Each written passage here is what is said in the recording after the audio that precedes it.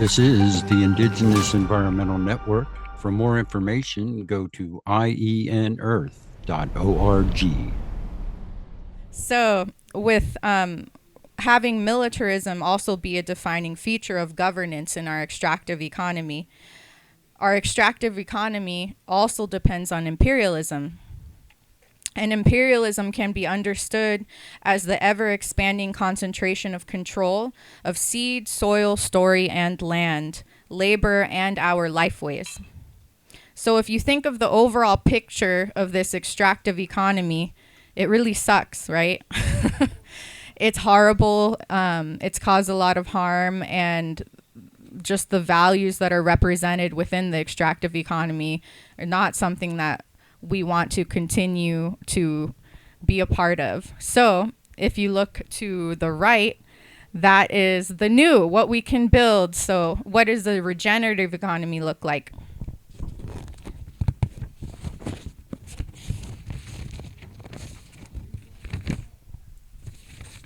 And I drew these beautiful pictures too. So, with the regenerative economy, I want you to think of ecological restoration, community resilience, and social equity. These three elements are necessary ingredients for a regenerative economy.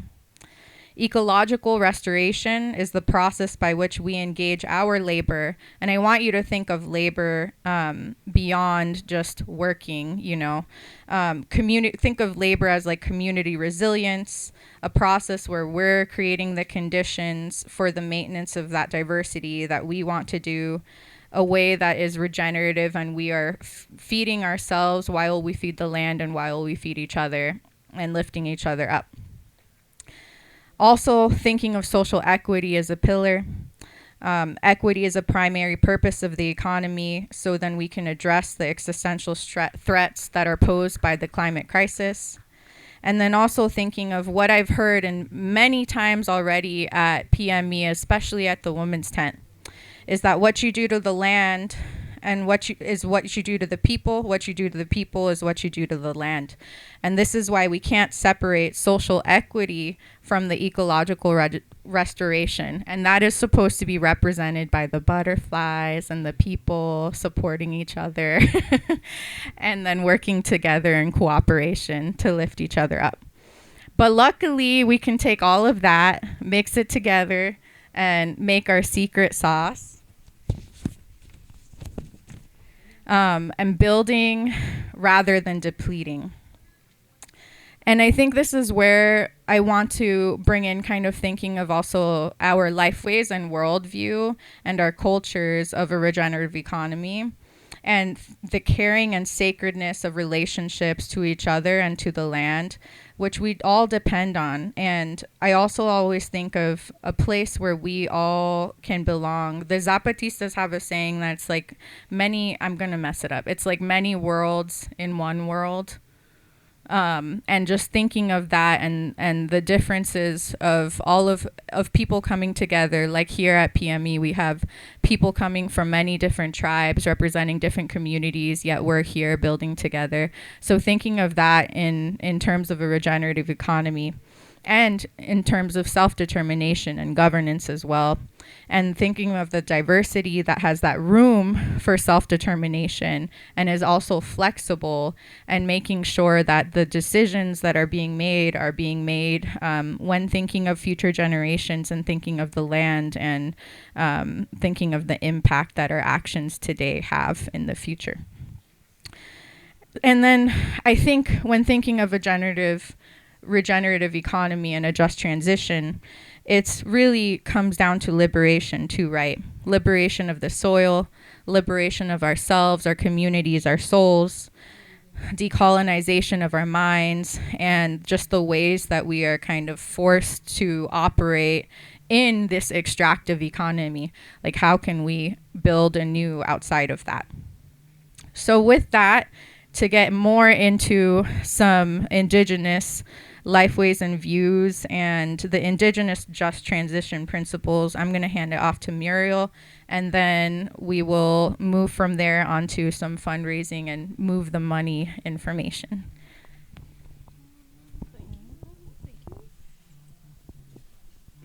So, can you hear me? Okay, here we go. So, our Indigenous Just Transition,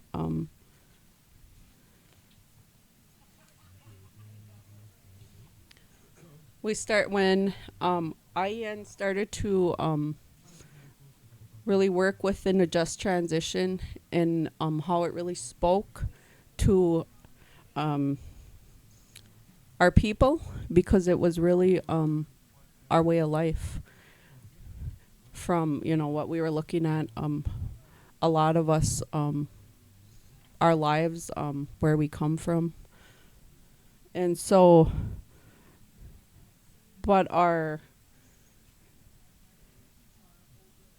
way of life as well has been fractioned.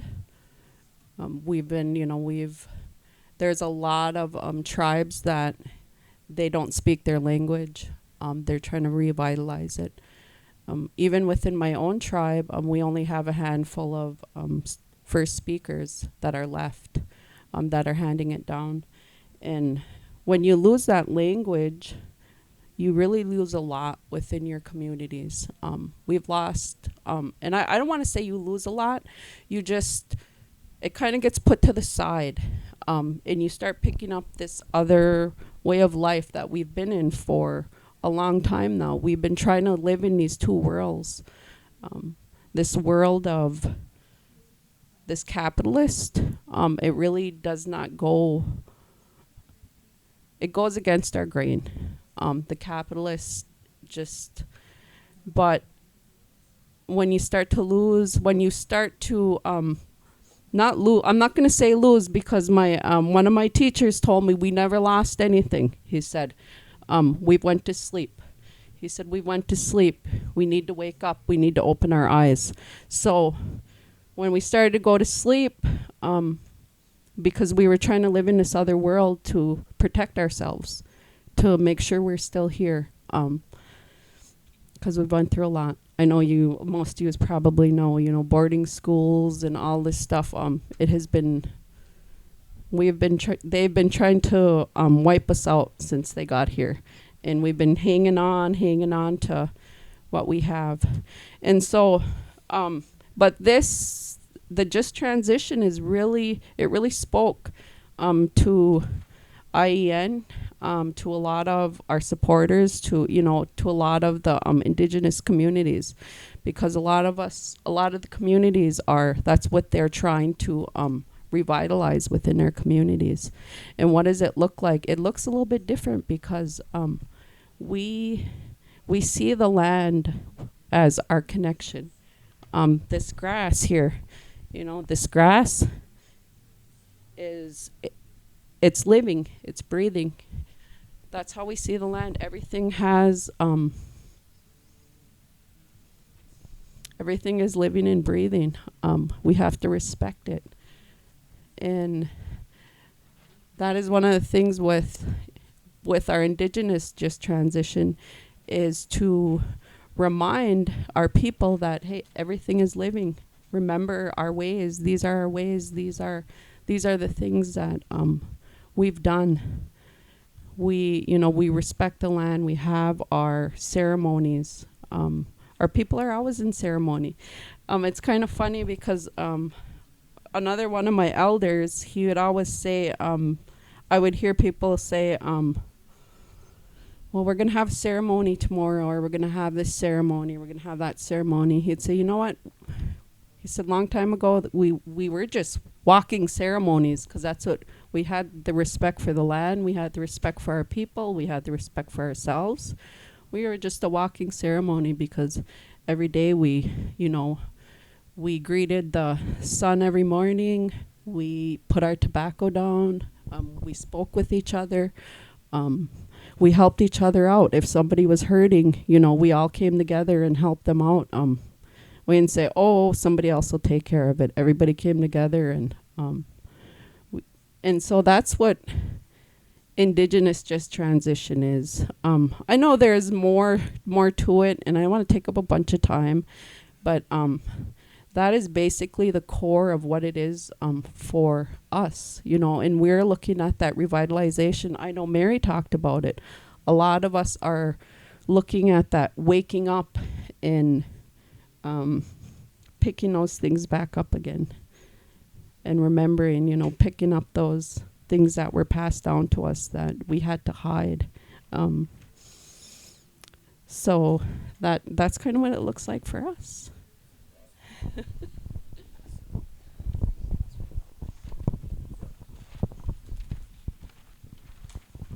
it reach?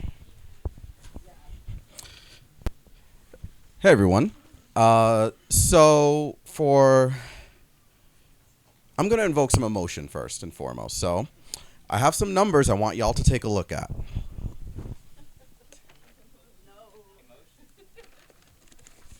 What, y'all were coming to protecting Mother Earth and thought I wasn't going to invoke some emotions?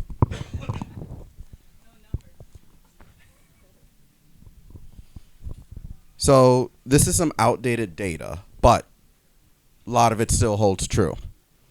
Fiscal year 2020, about, 4 years ago. Charitable giving, the philanthropic sector. Individual donations totaled $324 billion with a B.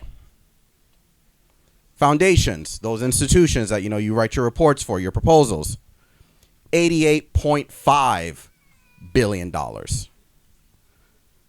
Bequests, which is basically like a, request for people passing on, $41.9 billion. Corporations, so like when Walmart, McDonald's wants to give some money to the Smile Trust, $16.88 billion. And I have them broken up by percentages. The largest percentage was individual donations, followed by your foundation money, and so on. In total, $471 billion total in fiscal year 2020 alone, the philanthropic sector donated. Those are the first set of numbers I'm introducing to you, and I want you to just sit with them for a moment. Billions of dollars. And one more number, then I'm going to ask y'all some questions. This is just charitable giving. So how much money they're actually donating to you. But a lot of these people, these institutions, have more than that. So if we look at foundations, for example, they controlled, and this is 119,000 foundations, in fiscal year 2020, $1.2 trillion with a capital T.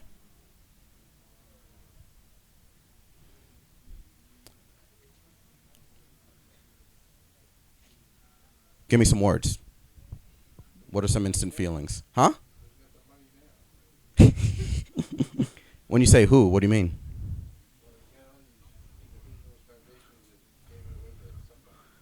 Uh-huh.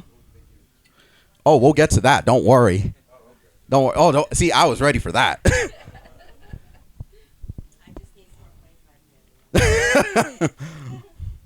Yes.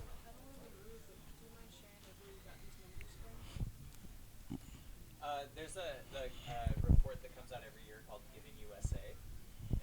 And so all this data they release publicly. And if you just Google Giving USA for all of this is dependent on 990s, which it takes a couple of years for those to become public. So that's why 2020 is the last year, the most recent year that we actually have really accurate data for.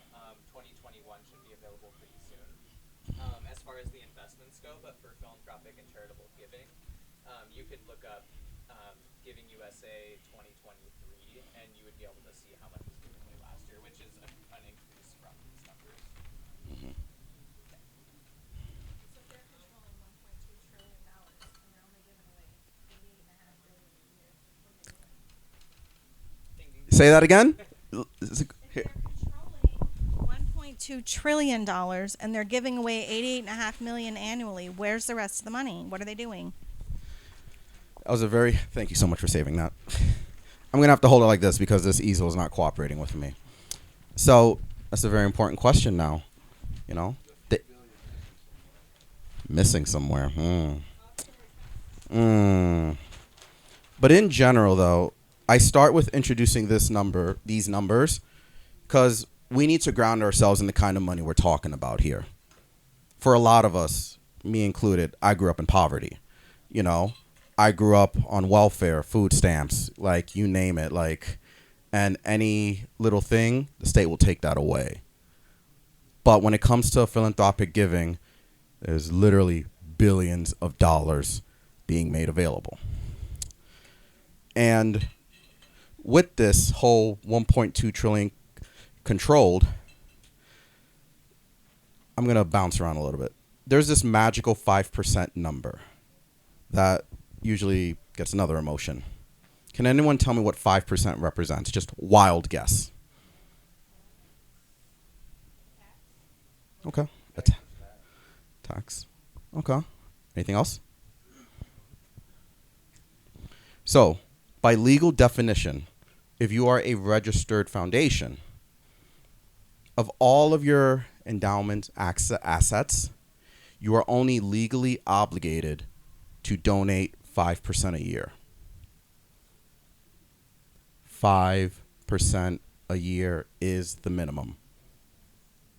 If I hold $100, I only need to give $5 away a year, and I can keep operating. And there was that question asked, where's the rest of it going? The reality is this: the stock market, bonds, offshore accounts, trusts. And the next figure that I'm going to introduce to y'all is 12 to 13%. In 2020, it was estimated on average that there was a 12 to 13% return on investment across the board. So not only is it like, oh, we're only going to give away this little 5%, the rest of it we're going to invest, they are making money. They are growing. And this number is likely growing. And so the final set of numbers I'll give you, well, in this section anyway, I'm a numbers person. A little bit of a breakdown. So the question was asked was like, you know, who gets this money? Where does it go, right? So there's this really neat little pie chart that you can look up in terms of like what kind of organizations that this money went to, right? I listed a few of them. 28.9% of this money went to religious-based organizations and faith-based organizations.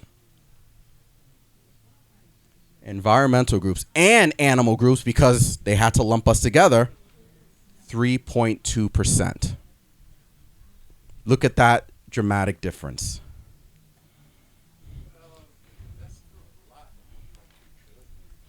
Oh, no. The 1.2 trillion is how much money is controlled. Think of the 471 billion. Yeah. It is. It's so. Exactly. I like that attitude. There we go. And, you know, I introduced like a lot of these numbers, these stuff you've been saying for the first time.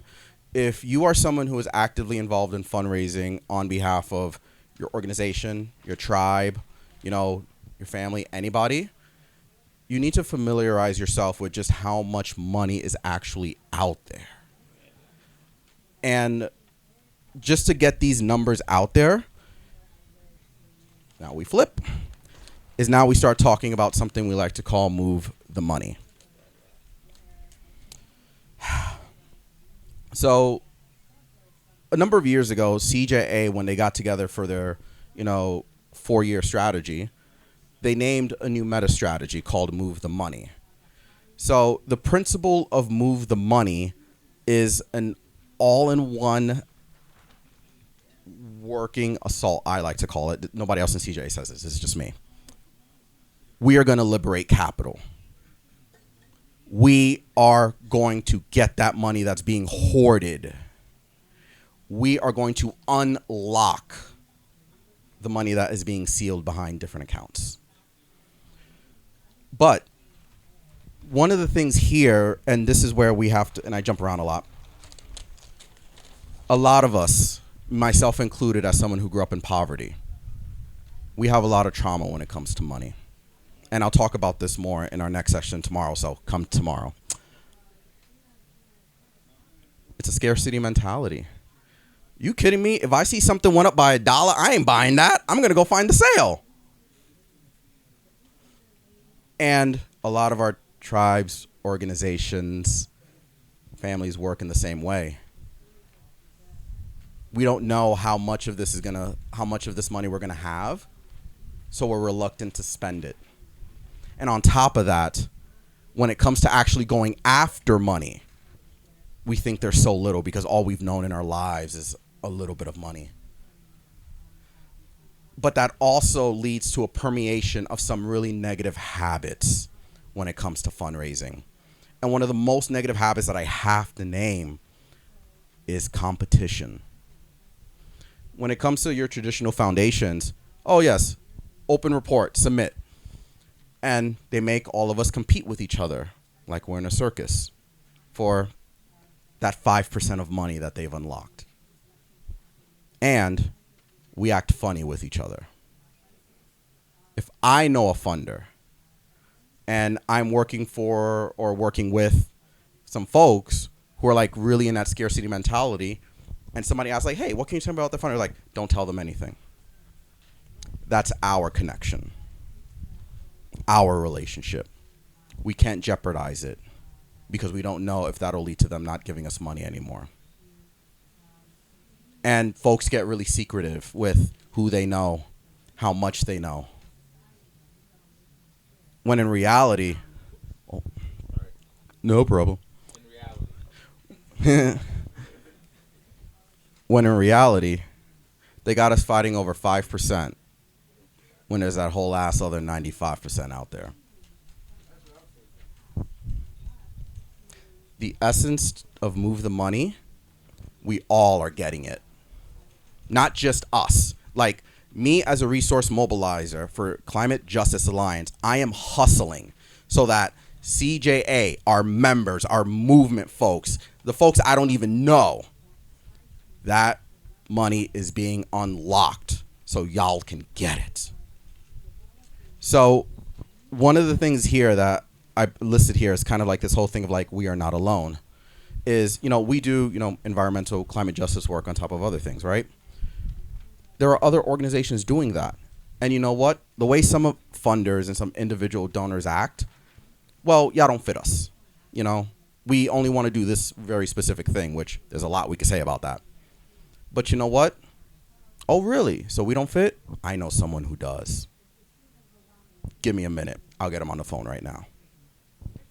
Or in another instance, it's kind of like, well, we don't know who the grassroots organizations are. We don't know who needs this money. Da, da, da, da. Really? We can help y'all with that. We know plenty of folks.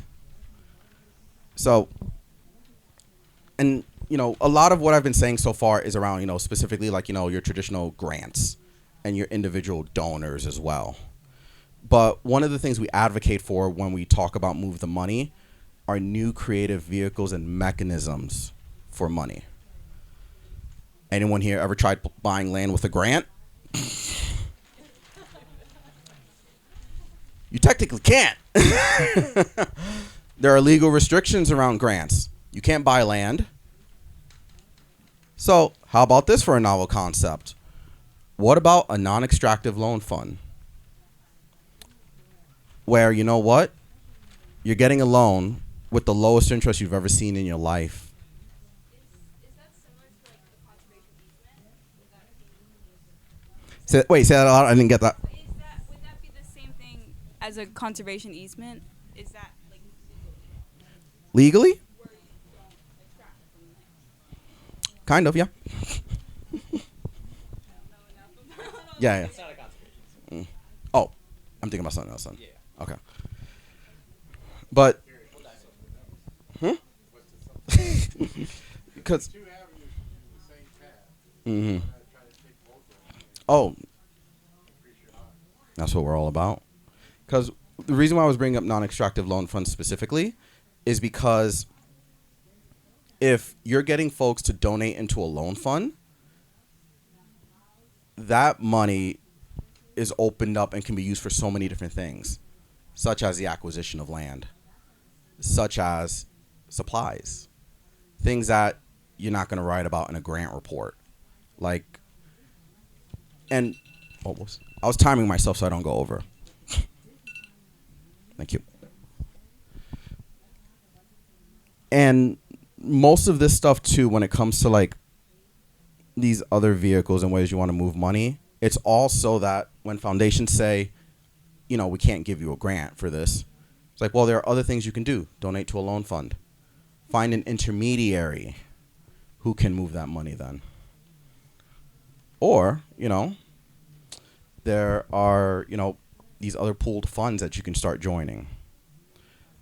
For us, moving the money is about all of us eating and making sure that no matter how much money is hoarded, we're going to get to it. So in your work moving forward, you're not only looking to help your people, you're helping everyone else. Okay? And the last thing I'll say, because I know I talk a lot, is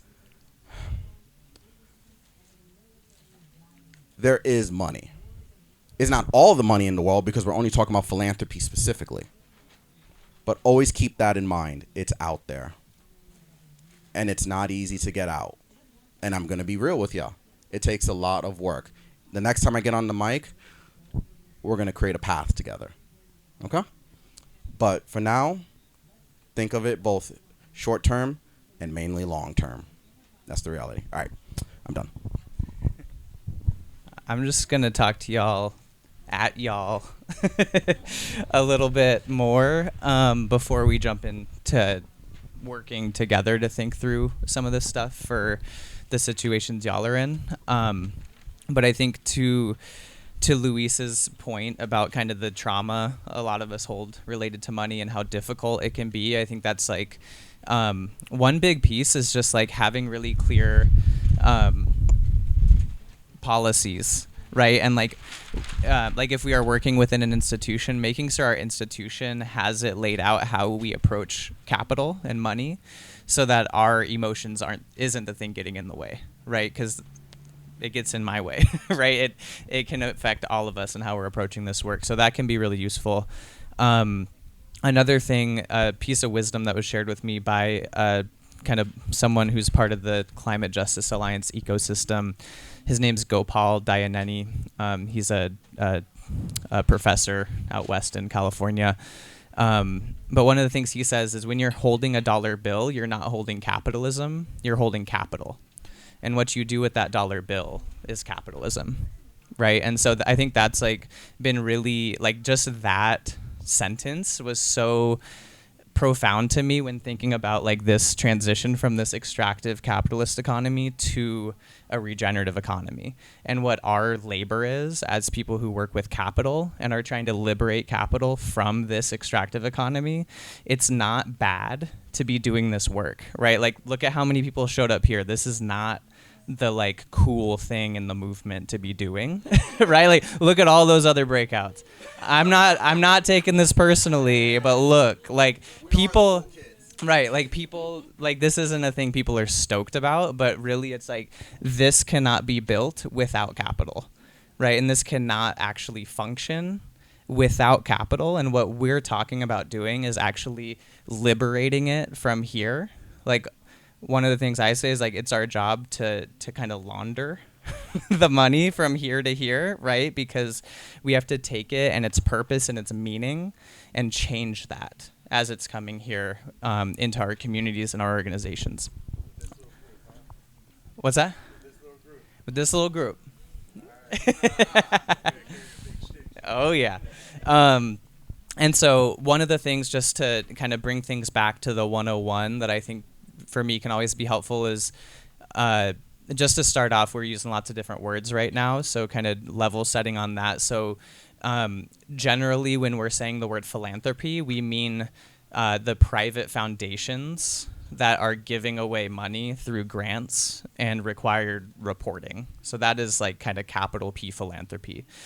And then there's the idea of fundraising, which is just the act of bringing in revenue for an organization. That can look a lot of different ways. It can be events, it can be individual donor relationships, it can be writing grants, lots of different things. And then there's another term that's development. And so development in this context is the relationships that you're building with foundations and individual donors in order to encourage giving, current giving, but also giving again in the future. And then the term that we've been using, which is less common, is resource mobilization. And when we use that term, really what we're talking about is taking it beyond just the idea of capital, but also access and influence and physical things, right? Like helping set up a thing like an event like this, right? Like that takes more than just capital. It takes people power. It takes a lot of work. It takes a lot of labor. Like those are all resources that we see as part of our job to be mobilizing in service of fighting the bad and building the new.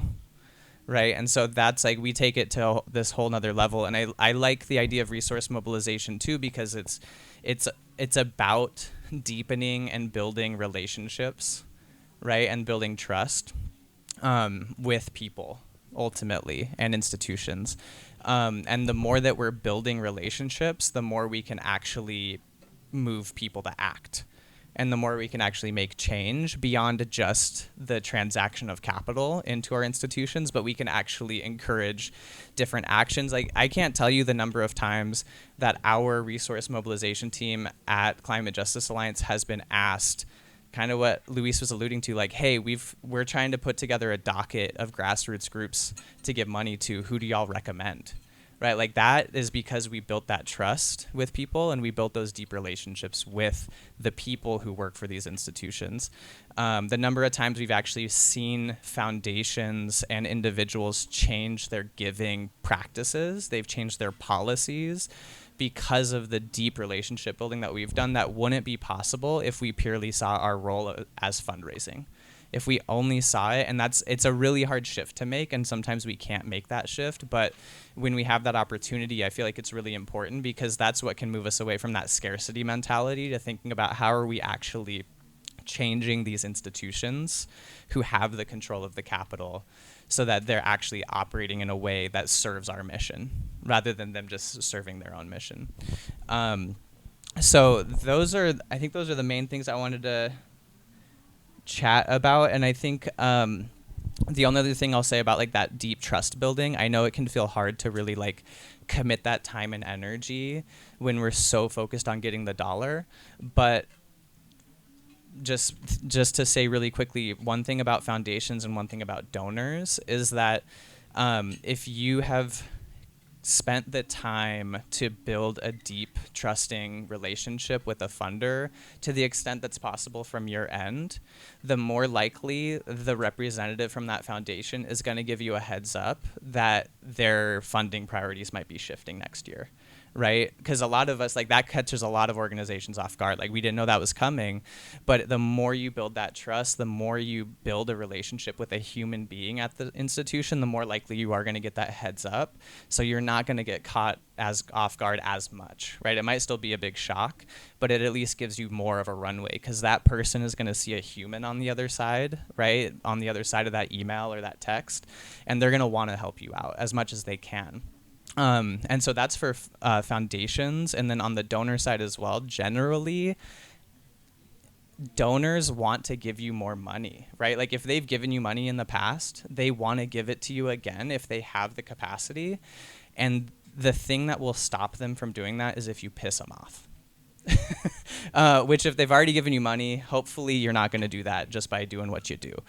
So you shouldn't really worry about that piece. Like CJA, I'm sure we've pissed off a handful of donors, but we're also like, we're just going to roll with it. But just to say, like, really just just working with people, like when you can, just like connecting, touching base and being like, hey, how are you doing? What's going on? Can be really, really helpful. And kind of to Luis's point too, like the more it kind of, in ways it feels like a not great thing. But one thing that I've found is the more, I think of it as like Jedi mind tricks. Like the more that I tell a donor to not give CJA money and to give money to a local organization in their community, or to give to this thing that's like, that I know is part of their focus area that they're really interested in, the more they end up giving us money. So like there is something to that of really like shifting away from scarcity to abundance, but also because that ends up bringing more abundance in general, because people are going to see that and they're going to be like, damn, these people are great. Like, I want to work with these human beings because they're good people, you know? And the more that we do that, the more we can bring in revenue for organizations too in the long run. Yeah, and building on top of that, I think it's also why it's very important to stick to your values and understand the values alignment that you have within your own like fundraising practices within your organization. Like we have our Move the Money strategy, and we also have a gift acceptance policy at CJA. And I think that's when we think of principled engagement, like within an extractive economy, like what does that look like? A lot of people are going to have different like hard lines on the conversations that they're willing to have with donors and fundraisers, and what they're willing to accept money or decline money for, because you always can also decline funding if the values and alignment isn't there. And I think that when we think of having those conversations and being able to ask for more money, you can, like, I've had conversations with foundations where I'm like, this amount is a gut punch. Like, we need 5 times as much to move anything related to this work, and have gotten more money. So I think it's like the ability to move with integrity and have real conversations about the real impact to your community is really important. And to be able to be frank with the program officers, or if you're talking to like people that are, you know, trustees or board presidents or whatever, because the relationships exist at different levels, right, within foundations and individual donors. And then you can influence the flow of money when you're talking to, you know, there's some more progressive foundations out there, like the Libra Foundation or Katali Foundation. I think the other part is like the social capital that is also within philanthropy and fundraising, and like being able to say like, okay, we have a group of aligned foundations or aligned donors here. Like, how can we leverage those relationships and try to move these more moderate folks into understanding like why this work is important, why these values matter, and then get them to help their friends give more money too.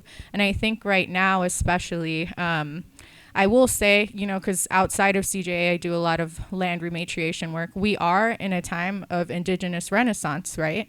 Like, a lot of people are giving a lot of money to land back. A lot of people are giving a lot of money to just revitalization efforts.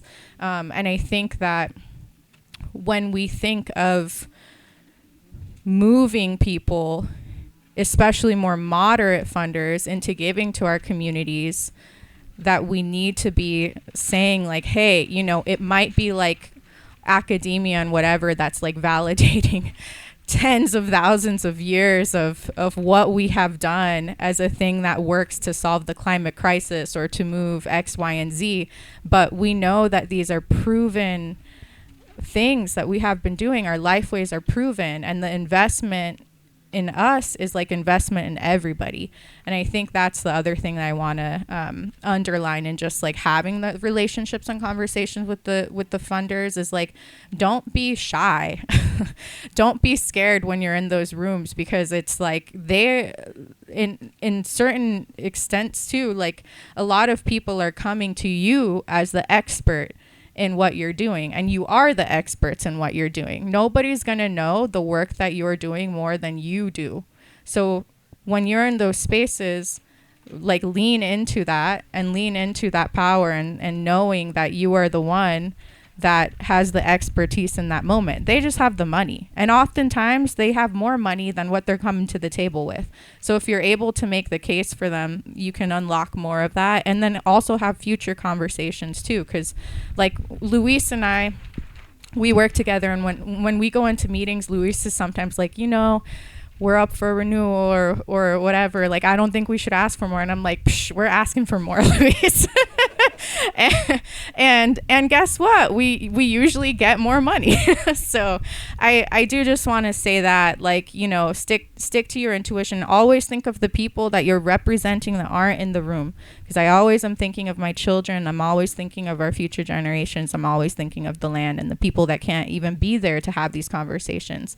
And I think that's, I want to take that time to open up and just ask y'all like what you're working with currently, and then we can take some time to workshop and just talk through, and also just an open invitation from us. Like, I'm always happy, like we're always happy to make connections, like Mark said. Like we also have a few, CJ is a part of a few governance funds for community too, like the fund for Frontline Power, the fund to build grassroots power. Missy actually sits on the fund for Frontline Power, which is going to be the governance body for our Thriving Communities grants.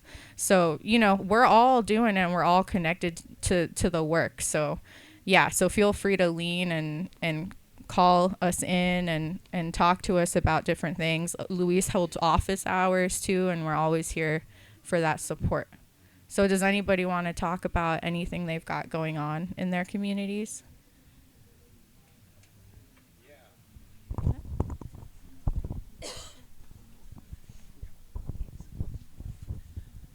Well, we got a highway coming through our neighborhood. It's third time a highway project is coming through, taking homes and businesses. We created it. It's been going on for about over 30 years. They finally buying up the property. We created a neighborhood plan and been advocating to reduce the impact. And we was trying to get resources from the county and the city and DOT to support what does a community look like after the highway? Like, how do we invest in infrastructure that historically y'all haven't done in the past? So we're building a health and business incubator. We're going to purchase the land for only 1.5 acres. It's over a lot more expensive than the $400K. We got the land. We probably raised about $2.2 million so far. We got to raise another 10. And our goal is to start construction in October this year. We're going through the permitting process with the city right now, and still in fundraising mode, trying to get the bag.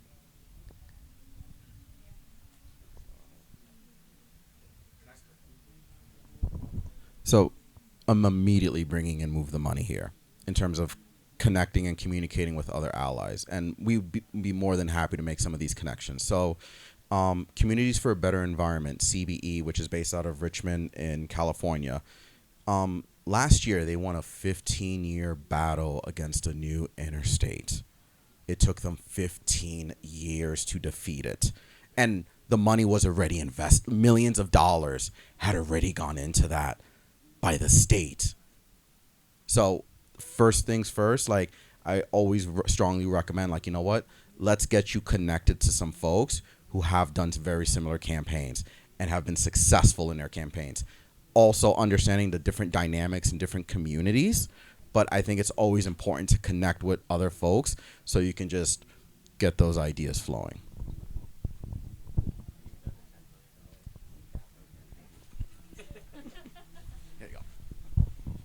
Yeah, I think just when I think the type of money is also a thing to consider. Like, I guess like some of the questions that I have is like, where, like what would this highway displace? I've been, for example, in Bozeman, Montana, I've been working on a project to de-develop part of downtown Bozeman, which is a $60 million project to revitalize our traditional creek, Chokecherry Creek downtown.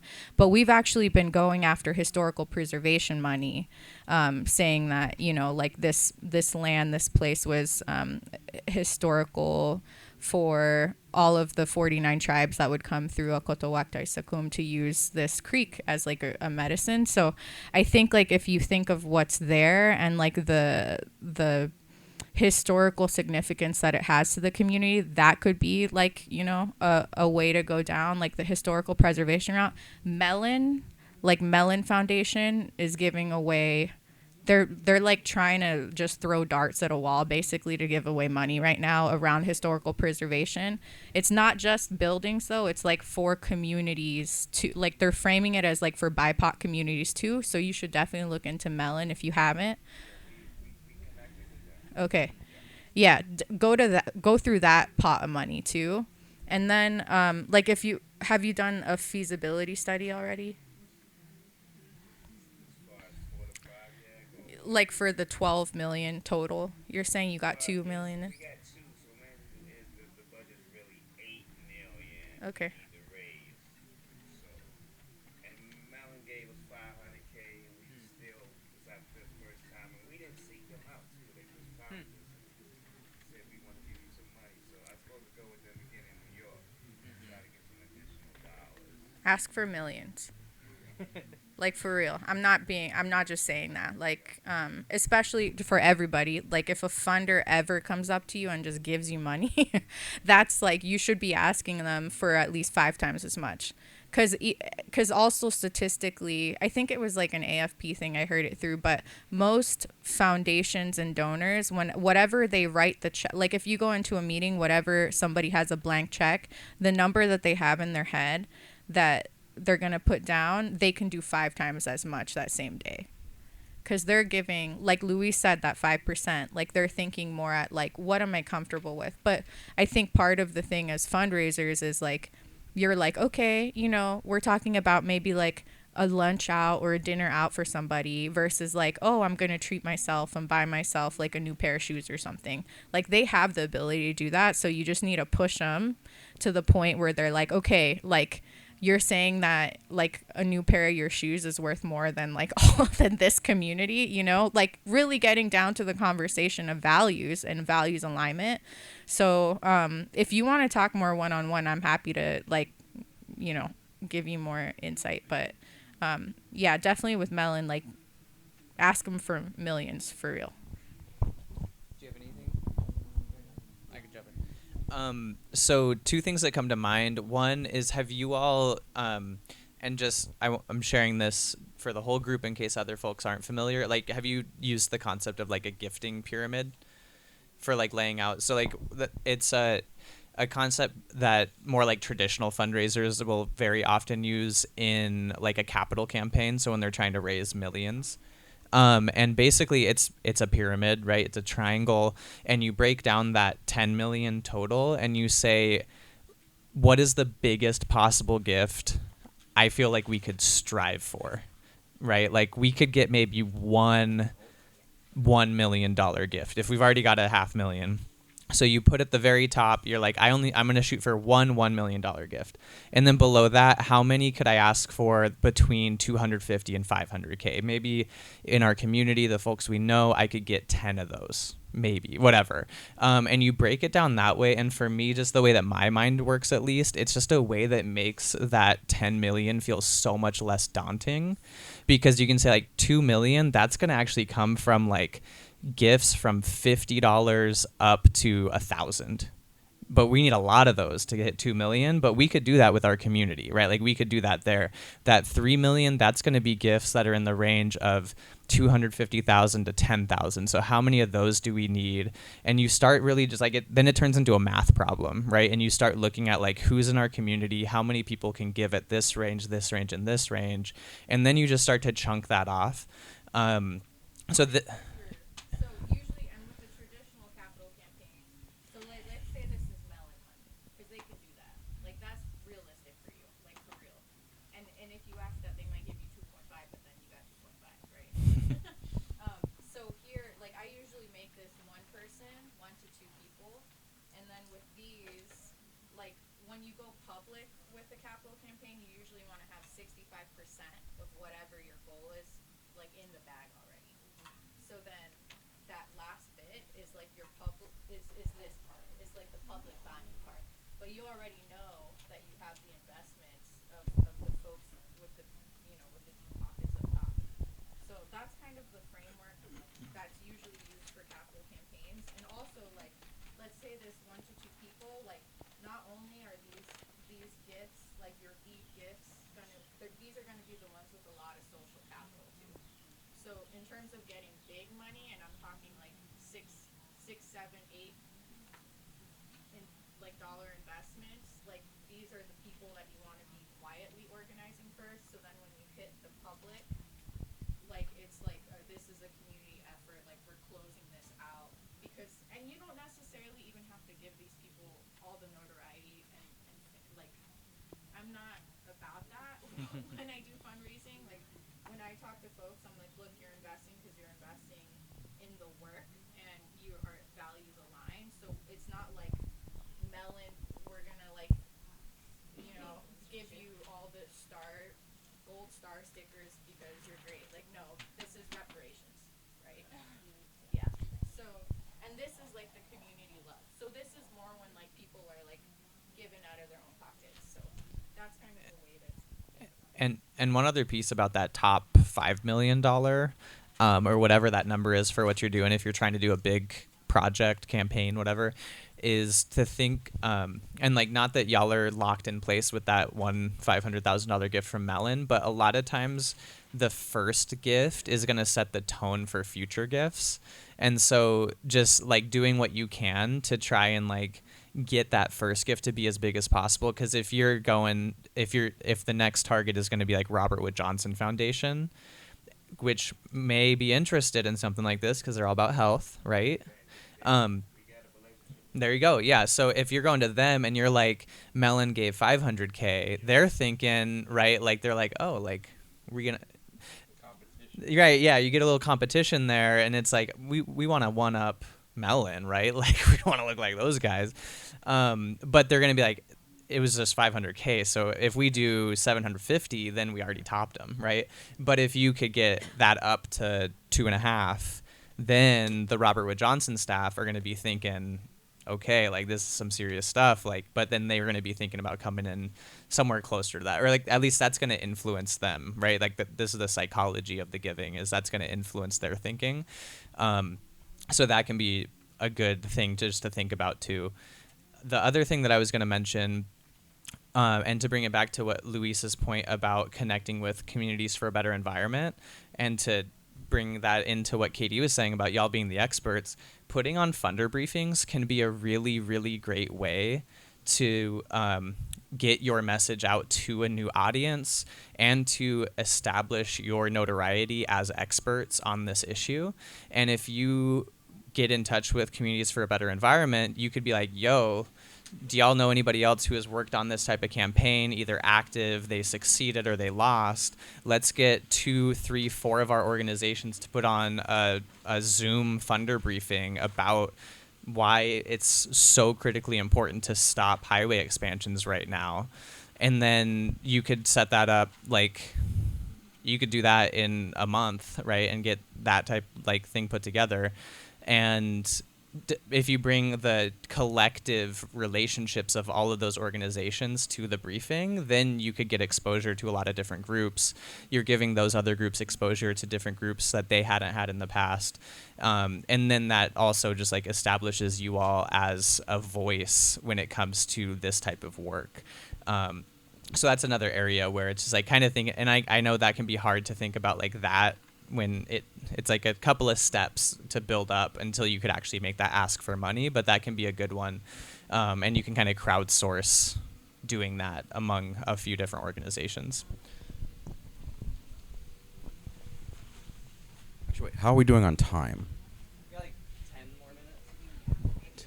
5 minutes. Okay, so I could put it to y'all, like, if y'all want, we could spend the rest of this time as a Q&A where, we respond to your questions. If not, there's like this little activity. I could save it for day 2. That just means y'all better come tomorrow. But yeah, this is your space. How do you want to use the final time here?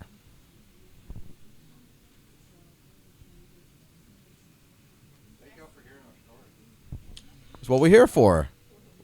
We're all in community together, y'all. Come on. We're in this together. Okay. Let's hear it.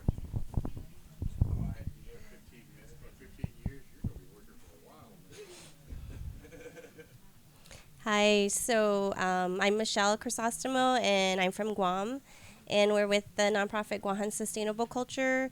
And right now we are trying to start a capital campaign to buy some land. And, if you're familiar with what's going on in Guam and in the Pacific, we're having a huge military base being developed, a Marine base now. We have a naval base, we have an Air Force base, and we have a very small population. So my work focuses on food security and supporting our farmers and food sovereignty, and we started just by looking for a place to call our own, to move all of our programs over to somewhere where we didn't have, where we had more space, we could expand, we could do more projects, and we found a seller.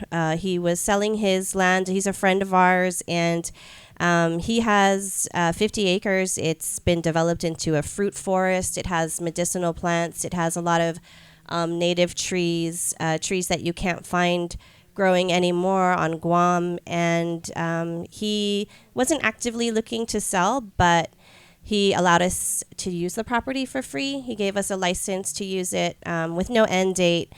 But right now, businesses are coming, developers are coming to look at it to develop it into military housing, and that's what's happening all over the island right now. So they've been making offers to him, and while he wants to preserve it for what it is, he's also older in his years, and he's no longer living on Guam. So he's open to selling it to developers. But if we could put in an offer fast, he'll sell it to us, and we have plans to, parcel out areas so farmers can have more arable land to grow food, because right now that's very difficult for them. We want to move our youth programs there. We want to start a food resiliency hub, and so many other things. And so, we started a capital campaign boot camp that we joined, and we developed our capital campaign. We've talked to some initial funders, but it's just the urgency is there, so we're trying to rush, and realtors just keep bringing people to the property, and we're really trying to preserve it and figure out how we can hurry up and just put a deposit down while we actively start fundraising and what options are out there. So that's kind of where we're at. In regards to, we have not raised anything yet, but we did get a commitment from one of our funders, Katali, actually, who they have supported us for 4 years now with a certain amount every year that they give us, up to 5 years, but then they just extended it to a total of 8 years. And they said they could give us all of that money up front if we needed it, and to use that as, a small down payment. And so that's like the first and best option we've got so far. They do have other funding out there, but it requires us to have some sort of community governance, which right now we don't have in place, and that would take a lot of time to get. So we're worried that there's not the time to do that right now. But that's one of their requirements for some funding that they do have set aside to purchase lands. So, but that's how far we've gotten. We've talked to some other funders. We have talked to banks that have CDFIs. So we're kind of exploring that option as well. And also just trying to meet with our governor when I get back next week and see if there's any initiatives, that might align with hers that, she could help with. So, yeah. What's your goal? 4.5 million. And what's how much money could you potentially get front loaded? It's a small amount. It's probably 300,000. Yeah. Just wanted to get scale. Yeah. I mean, so you should. I mean, Indian Indian Collective has their Pacifica like bucket of money, and I know that they've been, I mean, I feel like you should ask them for money, just as one aligned funder too. But I do think like, I think this is where when capital campaigns happen, like capital campaigns are a very specific type of fundraising that most people that are thinking of making investments into capital campaigns are usually like funders that want to look at a built out proposal with built out plans. So I would say like in a weird, like it's harder. I think capital campaigns are harder than regular fundraising. I'll just say it. I used to work for Planned Parenthood, and I did like 6 capital campaigns with them opening up health centers. So it's like, yeah, it's harder and it takes a lot of money, and it's usually millions of dollars. So I think like the way that I usually do it is like do the feasibility study, kind of get your triangle built out with like the people that you think are able to give money to you. And if you have the Katali buy-in, even if it's a small amount of money, like use the social capital, because Katali is like extremely influential, especially in the progressive funder space. So I think like, Katali is directly tied to Libra because it's the same family. So I think then also like ask for Libra money, ask for them to do a funder briefing around it. I think also, I don't know, I think there's also just the like public monies question is like, it's just out there. I know there's different views on public monies too, but I do know that there's quite a bit right now through like the Department of Ag too has some stuff. So if you're talking to your governor, you might want to ask that question too, to like offset some of those funds. You seem like you have an idea. I'm partially thinking about picking up our kids from the daycare because it's 5. But I was going to say the non-extractive loan fund stuff. I don't know if y'all have been connected with CJA's loan fund at all through MCCA. Maybe not. Like the Reinvest in Our Powers, like Lupe and Lauren are the 2 who are leading that. But they may have, I don't know if there's anybody that we know of who serves Guam, or if there are any established out there. I don't know of any, but that would be one interesting place to look at. There's a national infrastructure for non-extractive loan funds called the Seed Commons, and they have partner loan funds all around the country. And most of them are localized within communities, but a couple of them, at least like CJAs, and I think 1 or 2 other, are more like issue focused on who they'll give loans to. But basically, they'll give out a loan that, like Luis was getting into, is essentially non-collateralized. So the collateral would be whatever is purchased, but it's like kind of how an LLC will protect you from legal ramifications. So these loans, they're not going to come after you. They won't come after your organization or anything. It's literally just what you bought if it ever came down to it, but it probably won't. And the duration of payback is closer to like 5 to 10 years. So it's a lot longer payback time. A lot of times they won't require payment to start until the venture has become profitable, or like it's an agreed upon terms rather than just a set like 60 days from receipt. And then the interest rates tend to be closer to like 2 to 3%. So they're very, very low if there are interest at all. Indigenous Environmental Network has been working on establishing one of those loan funds as well on their own. I don't know where they're at in the process, but have you been involved with that? Do you know about that?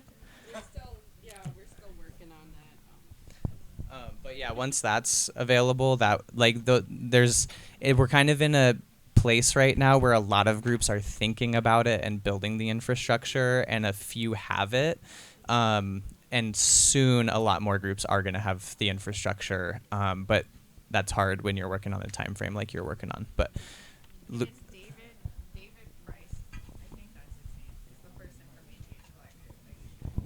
Okay, thank you. So there's another there's another one out there that I was thinking about, and it might match up with your. Look up High Fund, and then I can get you in contact with actually the program officer for High Fund, because I know they're looking for different avenues to fund, and I know like last I looked, they were talking about like 80 million that they were going to be giving, and so, but I'll get your information, and then I can get you, and you can. What I would do is I would write up like a proposal, and then you can start. And even if they say no, you can ask them. You know, is there somebody else out there that that would be interested in this, and get it out there. Yeah, and even if you send it to me and I'm talking to funders, I can give it out as well and try to get you help.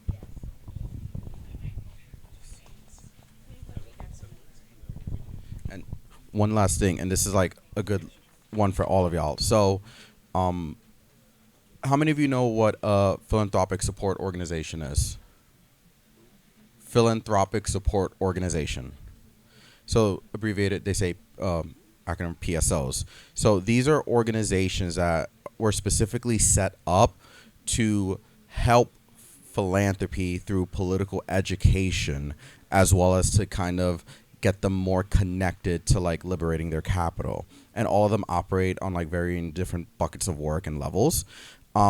I say that because a lot of times they could play the role of like connector to some funders. The one I'll name specifically in this case is the Neighborhood Funders Group. And the reason why Neighborhood Funders Group is because they actually run a small pooled fund called the Amplify Fund. I name Amplify Fund because that fund was specifically set up to support work in areas that are legally a bit gray. They recently, talked about renewing their commitment to Puerto Rico. I hate when that happens. An additional 10 years of funding to work in Puerto Rico, which we all know is a commonwealth, but in reality is an occupied nation. And, there's a lot of difficulty with getting money to Puerto Rican organizations. Similarly, with getting money to organizations based out of the Marianas and U.S. territories. So, get in contact. We can connect you with Neighborhood Funders Group. Because chances are you're going to want to know the folks who contributed to the Amplify Fund, because they are the ones who are interested in this type of funding.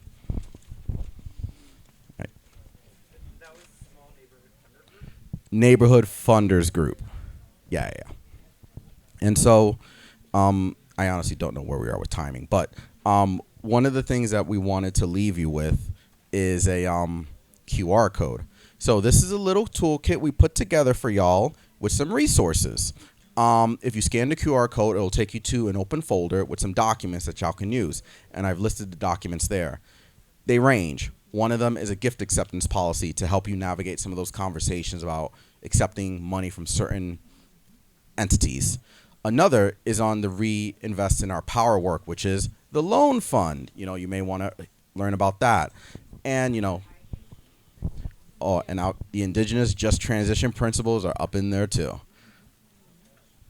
So yeah, scan it, take a look at those documents, read. One of the things I'll talk about tomorrow, I swear I'm going to keep pushing tomorrow because I want to see y'all tomorrow. Do your research and do your reading. One of the things that is important in philanthropy is like staying abreast of news in philanthropy.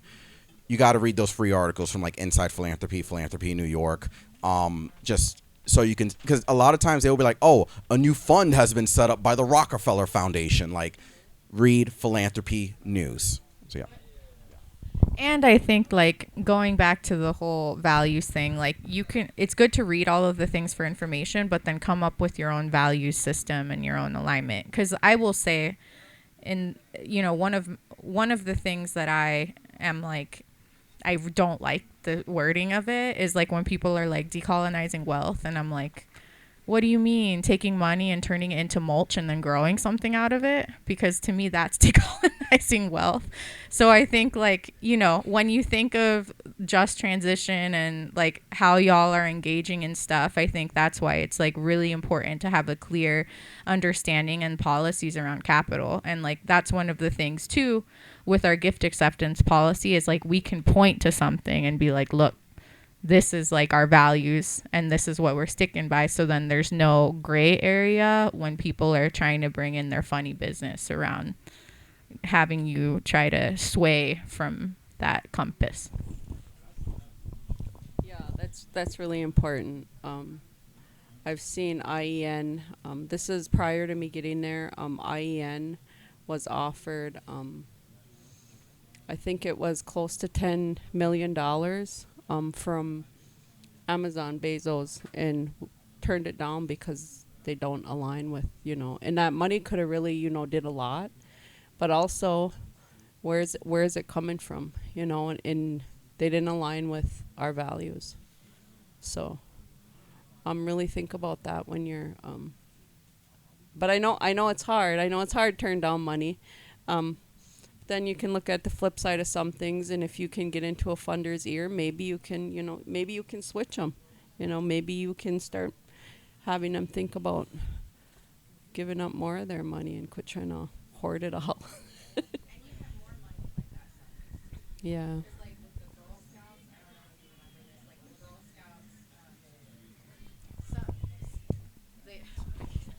So the Girl Scouts had this funder that like didn't want to give to them anymore because they had a trans Girl Scout that had joined, and then they were just like an anti-trans org. So they stopped giving to them, but then the Girl Scouts ended up fundraising like 5 times as much as they would have gotten from this funder because they chose to stick to their values and be inclusive, right?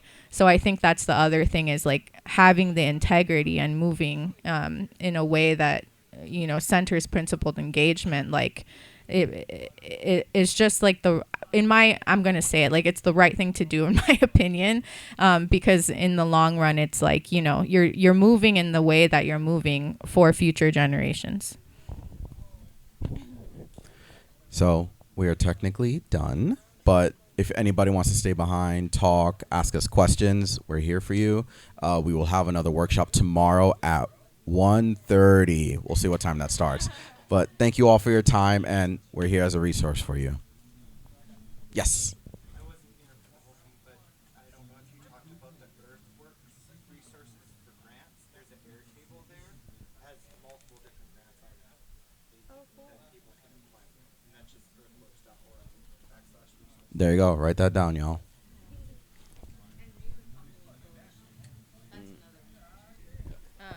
So New Economy Coalition also has a toolkit for looking at accessing funds, and I think it's called like the Solidarity Economy Library.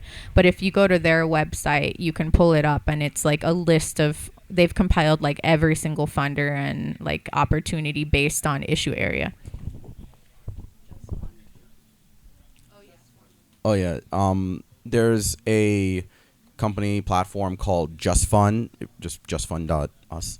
And what happens is there are funders who will post open RFPs, open proposals, and you can just submit proposals there.